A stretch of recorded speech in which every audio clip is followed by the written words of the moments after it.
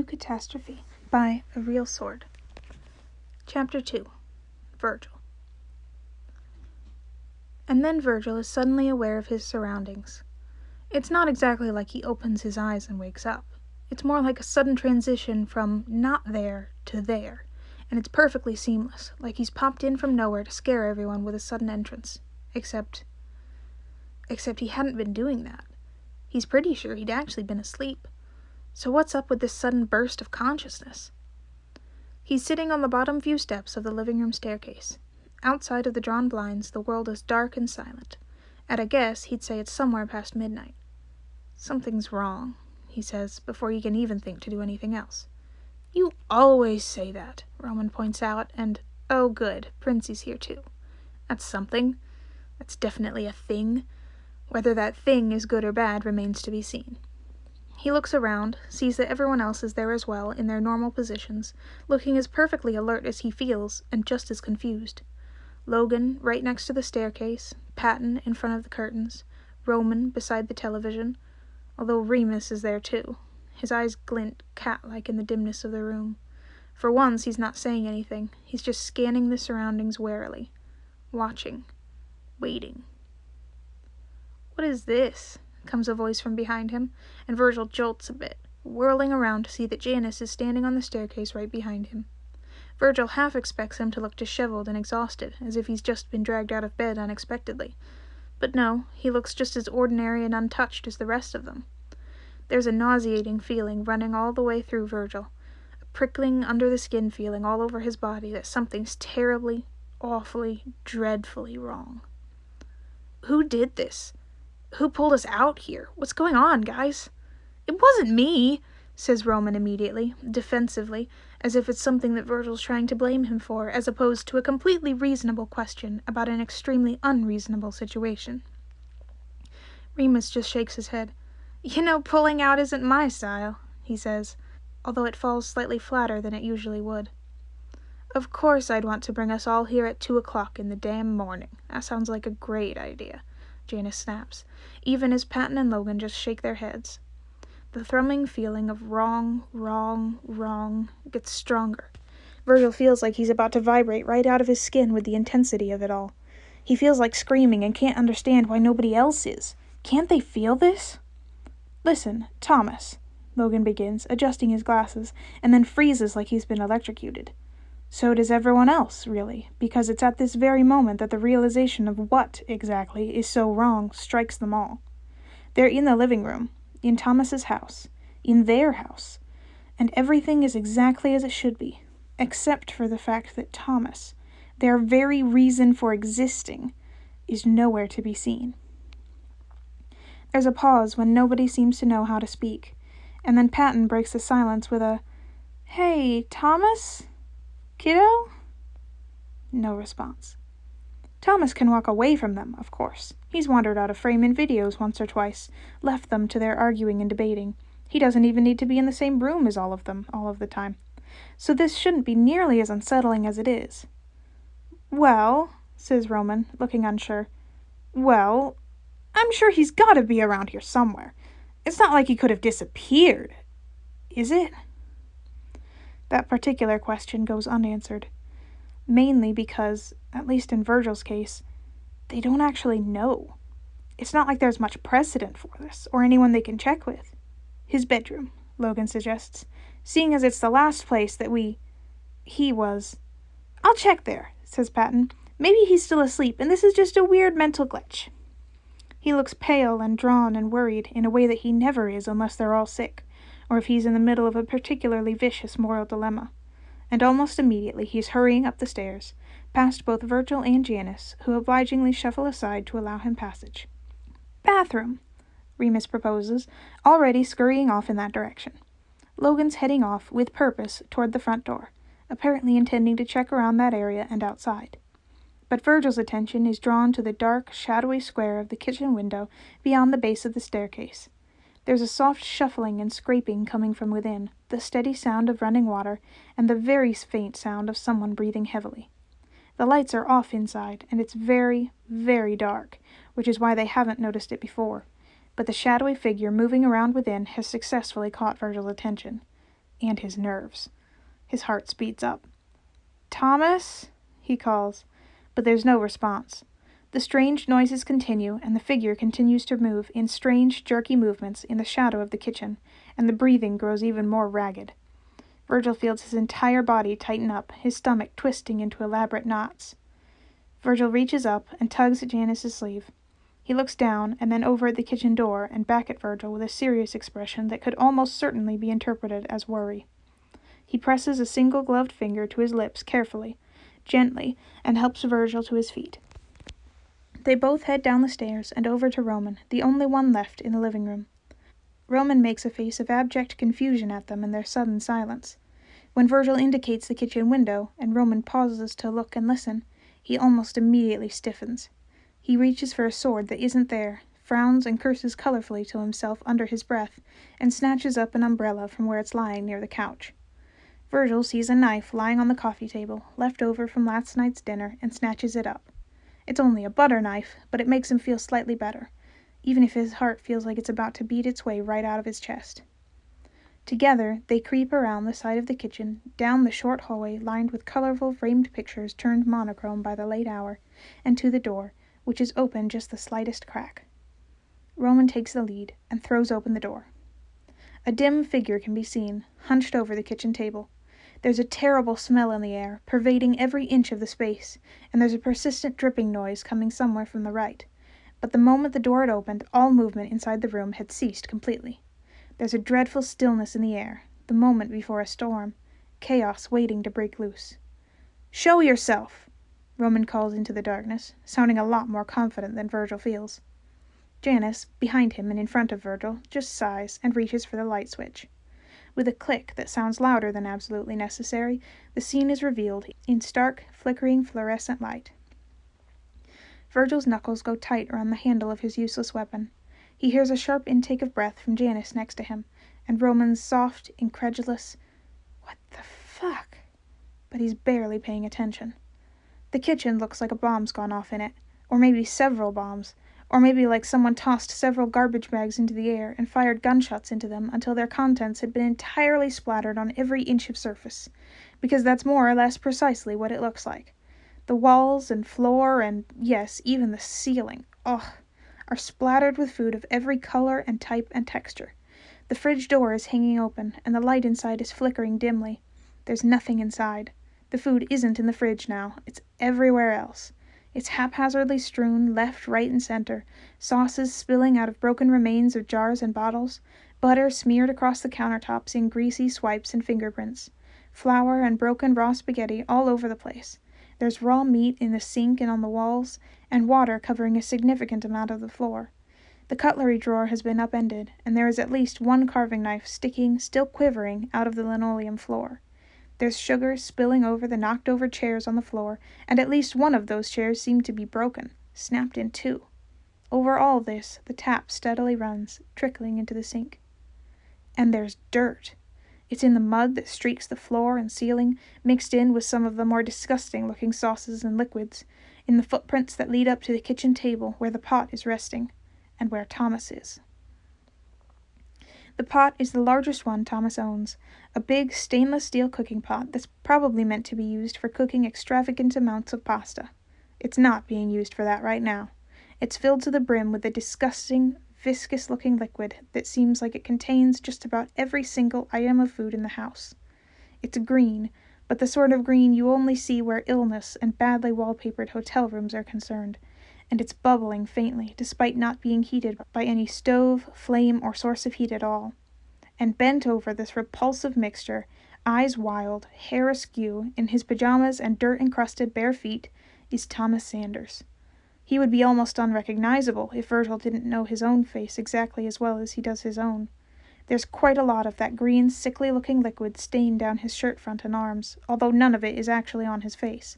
He doesn't seem to notice their entrance at all, and on top of that, he's muttering wildly to himself under his breath. It's inaudible and unintelligible, but it still sends terrible shivers of dread up and down Virgil's spine. What is... Oh, good Lord! That's Logan, approaching from behind. He's stopped in the doorframe, behind the three of them, and appears to be blue-screening, judging by his open mouth and completely stunned, horrified expression. "What's going on?" Roman says, turning to Janice, and then Virgil, then a still-stunned Logan, which isn't to say that all of them aren't just as shocked and horrified as he looks. "Who's doing this? Is it one of you? Is this... Remus! Is this you?" Remus skitters towards them as if summoned by the mere mention of him, and cheers. "I smell something terrible! Is this..." And then he just about crashes into the assembled group at the door as he sees what's going on. His eyes go wide and his hands twitch spasmodically, and he makes a dreadful, tiny choking sound in the back of his throat that sounds like a cat trying to hack up a hairball and failing miserably. "What?" he says flatly, and for once appears genuinely lost for words. "This isn't you?" Roman presses, seeming torn between looking at Thomas, who's gazing out the kitchen window with an indescribable look in his eyes. "How can this be me?" Remus demands. "What, do you think he'd actually listen to me if I suggested something as extravagant as this?" Patton is the last to arrive, apparently drawn back downstairs by the noise and chaos. He takes one look at the nightmarish kitchen scene and goes pale. Pushing roughly past the small doorway crowd, he heads right toward Thomas at top speed, despite everyone instantly protesting and grabbing at him, trying to pull him back. It's no use. A determined Patton is hard to stop, of course. Virgil skids into the kitchen right behind him, because he's got that overwhelming dread seeping into every inch of his body, and it's getting stronger with every passing second, and if he isn't there to back him up, Patton is going to fucking die. He just knows it. Patton nearly slips on several of the assorted liquid and food piles littering the ground, but manages to make it to Thomas and grab his arm none too gently. "Kiddo, Tommy, Timothy Tomato, Thomas! Not to use strong language, but what the heck is going on here?" Thomas jolts, blinks twice, and then turns slowly to look at Patton, then over to the rest of them. It seems to take a moment for the situation to register with him. "Oh," he says eventually. "Hey guys, what's up?" Virgil isn't sure if he's more furious or more terrified. This isn't right. None of this is right. Thomas, you wrecked your entire damn kitchen is what's up. Look at this place. He struggles for words for a long, long moment and then settles on, "What's gotten into you? And why didn't you call any of us?" "Oh," says Thomas again, and once more he blinks. His eyes are bright, Virgil notices, an unnatural sort of brightness. Not like he's been crying or as if he's excited or anything, they're just bright. I didn't need you guys. Not for this." The fact that Thomas is speaking and appears to be at least somewhat coherent is enough for the rest of the assembled sides to venture into the room. Logan is eyeing the mess on the walls and counters and ceiling with a very odd expression on his face. Roman wastes no time rushing directly up to Thomas and clasping his face between his hands, examining him thoroughly and peering worried into his eyes. Thomas doesn't protest the treatment, although he does look a bit uncomfortable when the eye contact goes on for longer than 10 seconds. His eyes flicker away momentarily to the darkness beyond the kitchen windows, and then, reluctantly, back to everyone else. "Seriously, Roman, I'm fine." "Then what's with the whole Professor Snape impression?" he says, indicating the room as a whole. "It's nothing," insists Thomas. "Absolutely nothing. You guys can go back to bed. I'll be up there too in a bit after I clean up." Something is wrong, Virgil knows. Very wrong. And it's not just the state of the kitchen, or the green slop in the pot, or the fact that Thomas has seemingly forgotten entirely how their existences work and how closely tied in they are with his own. It's taken him a full minute to pinpoint exactly what it is that's making his flesh crawl and his stomach flip, and his heart thump along like he's a nervous rabbit. But when it dawns on him, he feels dizzy, as if he's just been pushed off an extremely tall building with the ground nowhere in sight. For all the fear and confusion and, yes, anxiety that has basically overtaken Virgil's entire being at the moment, there isn't the slightest trace of any of that on Thomas's face. And that isn't right. It just isn't. Not at all. Virgil and Thomas are a never-ending loop, feeding into each other and from each other forever and ever. But now it's just Virgil feeding into himself, and he can't feel the slightest bit of anything from Thomas. No anxiety, no fear, nothing. A quick glance at Patton confirms he's noticing the exact same thing, and he doesn't appear to be dealing with it any better than Virgil is. Janice has the same strange expression Logan has, but there's quite a lot of fear visible in it too. "If it's nothing," he says, "then why are you so intent on hiding it from all of us?" Thomas looks at Janice properly, and a look of complete disgust crosses over his face. It's so sudden and violent that it makes Virgil actually take a step back, but it's gone as quickly as it appears. Thomas's face is blank and impassive once more. "I'm making something," he tells them. "You wouldn't understand." "This isn't right," decides Virgil, finally saying aloud what he's been thinking in a near continuous panicked loop ever since they fell into consciousness in the living room. "None of this is right." Thomas hisses something sharply under his breath, and Logan startles, his eyes sharp, and says, "What was that?" "I don't know," says Thomas. "Can you guys leave now?" "Thomas, that sounded like Gaelic," Logan says. "You don't know Gaelic." A pause. "Leave me alone," Thomas tells them. His voice is flatter now. His eyes glint bright in the pale fluorescent light, which flickers once more, then dims, casting the room into dull, dark shadow. "Thomas, this isn't right," Patton says, and takes his arm once more, as if to gently escort him away. "Come on, let's go. Let's just get you back to bed, and then maybe we can call someone? Joan, or Mom, or—" "No!" Thomas roars, so loud and angry that they're all momentarily stunned. Thomas rips his arm back from Patton's grasp with a snarl. He doesn't hesitate in the least. Heading directly for the window leading to the rest of the living room, he sprints. It's so uncharacteristically violent and jerky that nobody moves to stop him. Nobody except Remus. Thomas scrambles up onto the countertop to pull himself up and over and through, but Remus leaps and slides sideways across the linoleum surface, intercepting him halfway.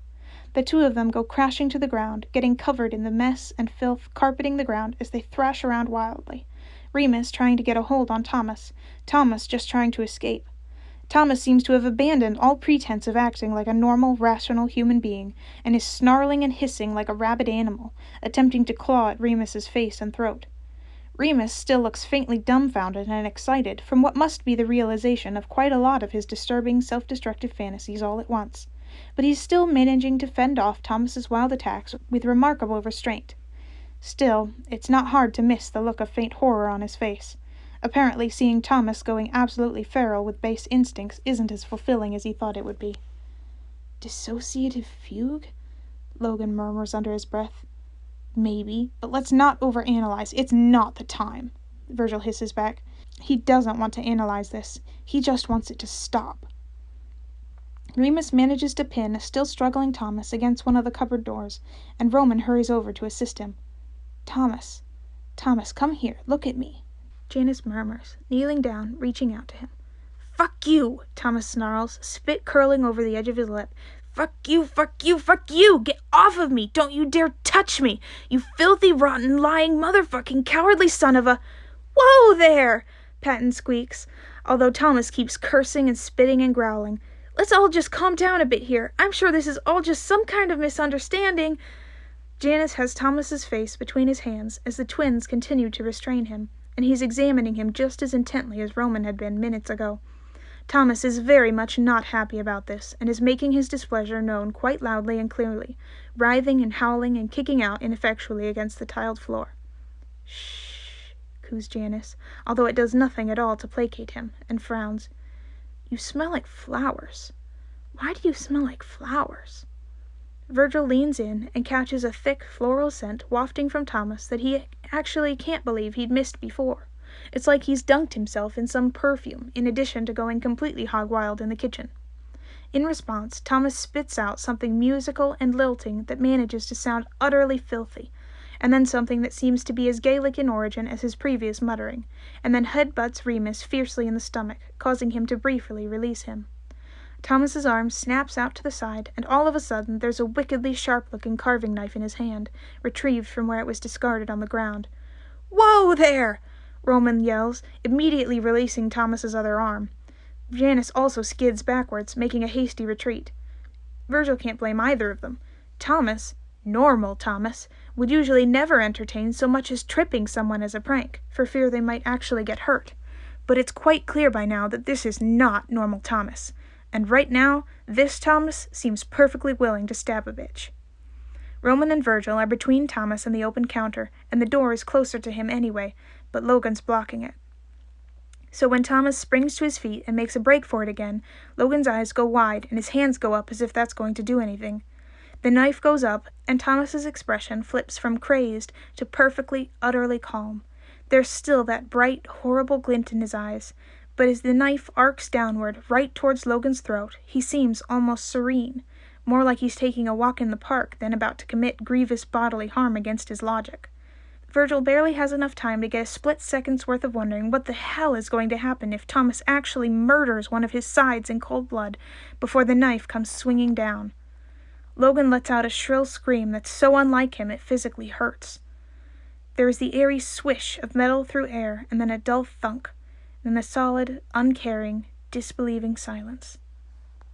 "Thomas," says Logan, frozen in place. "Logan," Thomas croaks, sounding ragged and anguished. It strikes a terrible chord of resonance deep within Virgil's chest, and he feels like crying.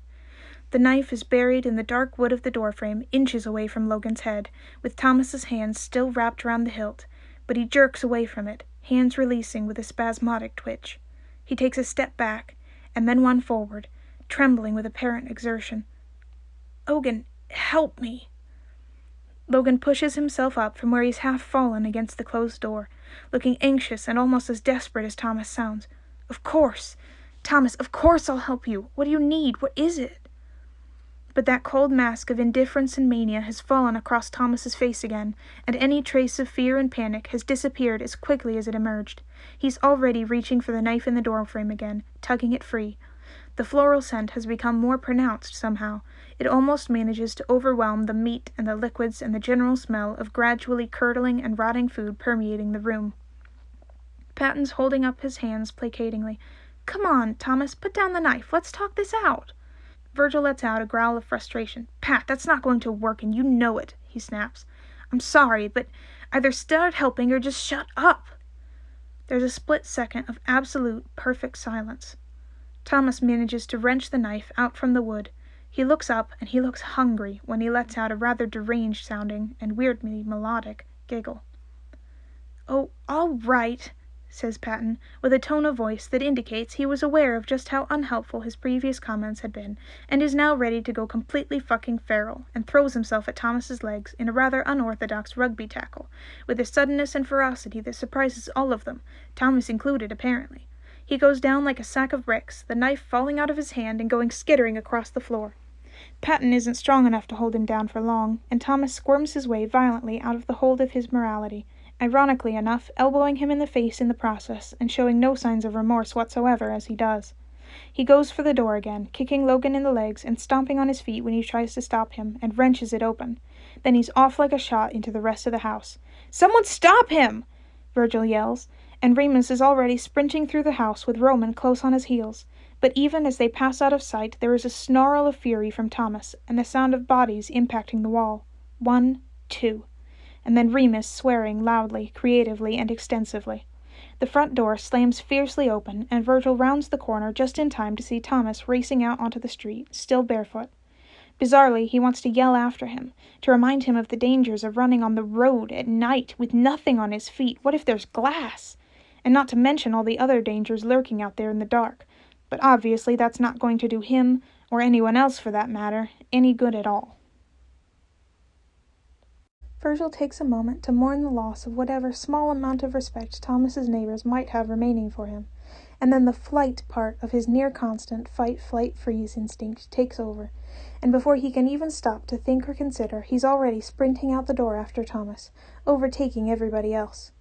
To his surprise, he sees that Thomas isn't actually heading down the street in either direction, although he isn't sure what he should have been expecting, really, and instead he's rounded into the narrow alleyway leading to the side of the house. His bare feet go slap, slap, slap against the bricks as he dashes.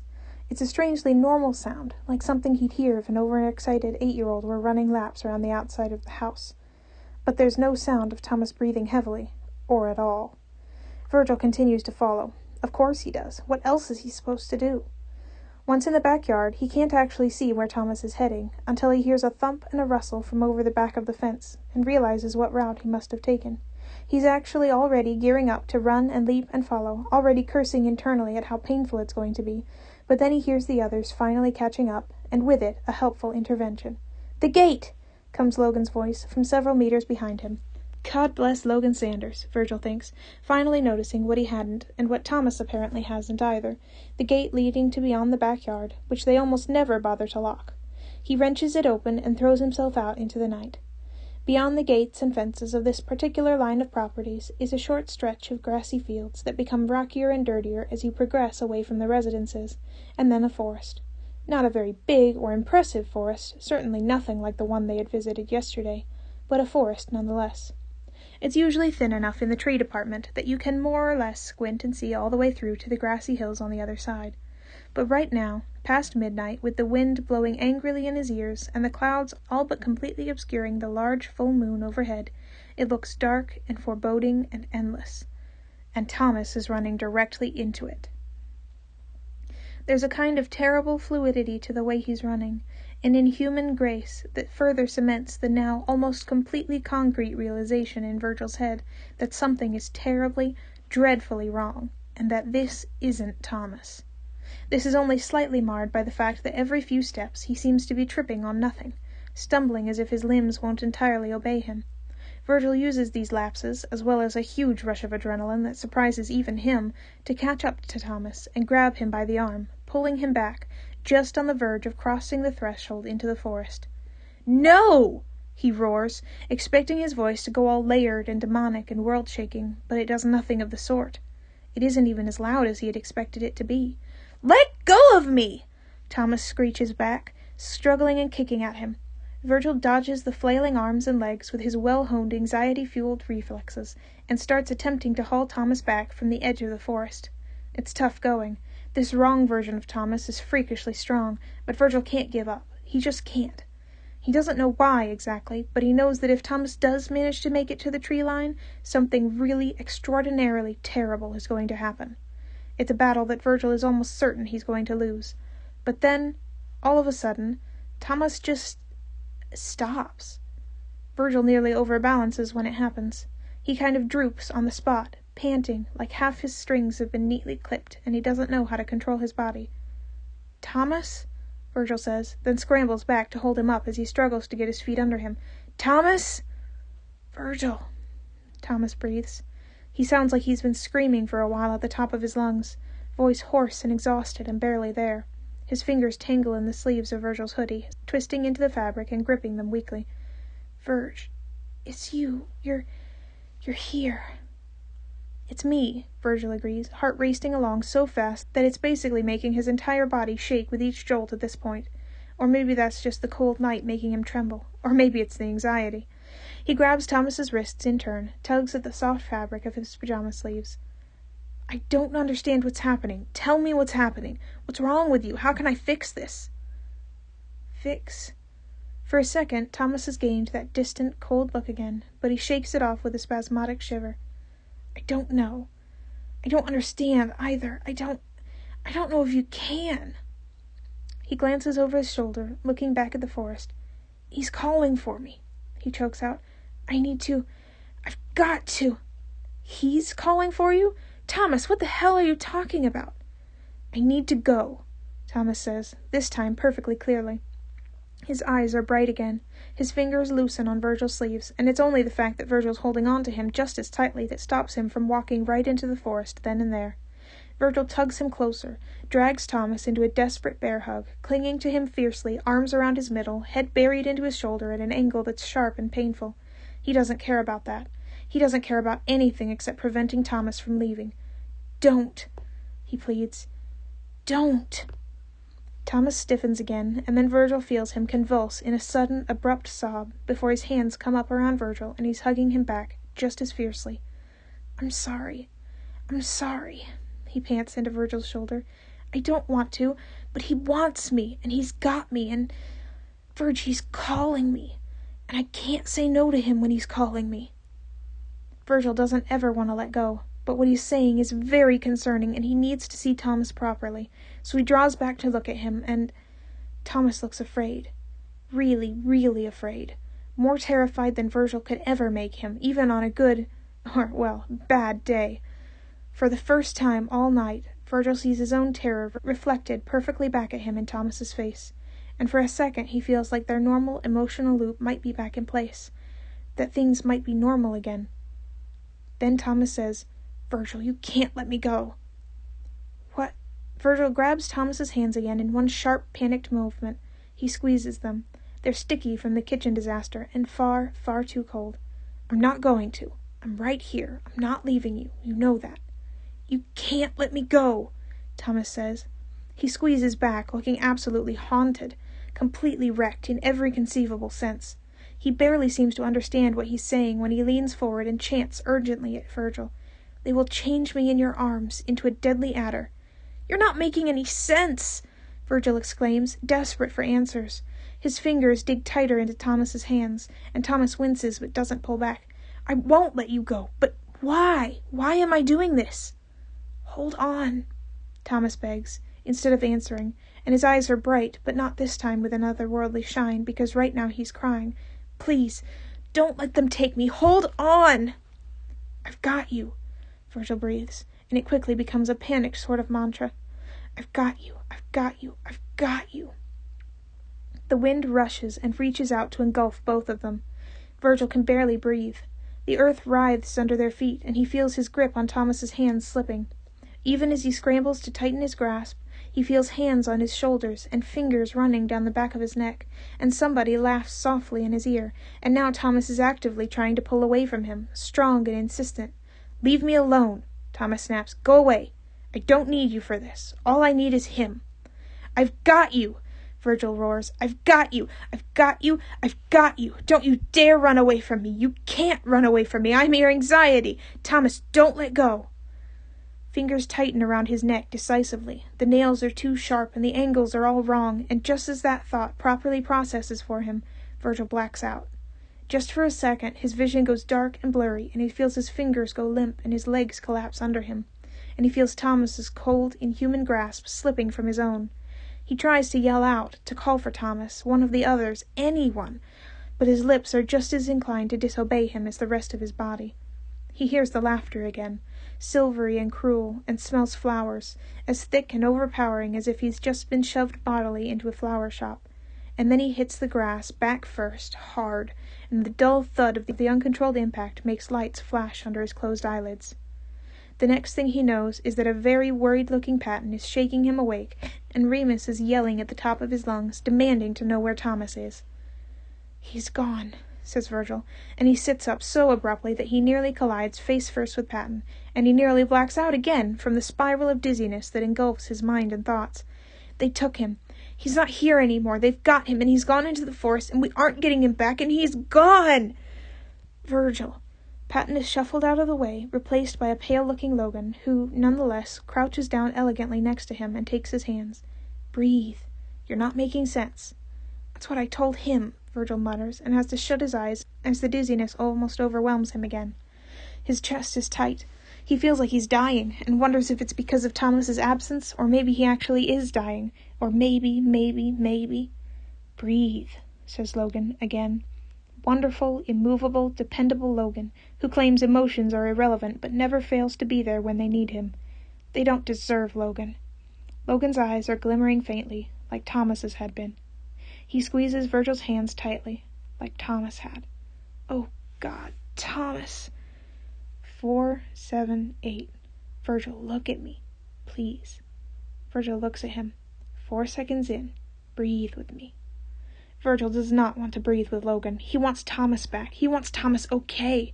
He wants his heart to stop feeling like it's going to collapse into a black hole and suck the rest of him into the singularity it causes. He wants to stop being in this dark field in the middle of the goddamn night with everyone else in various states of shock and panic scattered all around him. He wants to be under the covers in a warm, cozy room with a mug of hot chocolate and a full queue of spooky YouTube videos, gradually drifting off to sleep with the rhythm of them. Virgil breathes.